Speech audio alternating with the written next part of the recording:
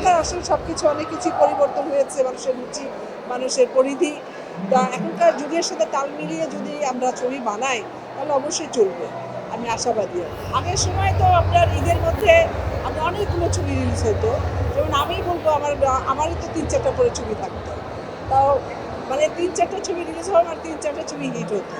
হ্যাঁ, তো তখনকার আসলে অন্যরকম একটা আনন্দ, অন্যরকম একটা থাকতো যে না, আমার 3টা ছবি রিলিজ হয়েছে, 3টা ছবি হিট হয়েছে, দর্শকরা গ্রহণ করছে, 3টা গল্পই আলাদা আলাদা ধরনের। তারপর অন্য শিল্পীদেরও ছবি রিলিজ হয়েছে। এখনকার মতো স্বল্প পরিসর না, তখন তো অনেকগুলো ছবি রিলিজ হতো ঈদের। হ্যাঁ, আর হলও ছিল অনেক বেশি।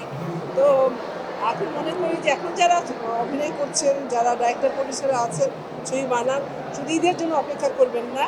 আমাদের ইন্ডাস্ট্রি, ফিল্ম ইন্ডাস্ট্রি বাঁচাতে হলে, শিল্পীদেরকে বাঁচাতে হলে, বা এই চলচ্চিত্রের অঙ্গনটা বাঁচাতে হলে অন্তত বছরে মানে অন্তত 15-20টা ছবি দরকার, তার মধ্যে 10টা ছবি হোক, এটা আমি আশা করি।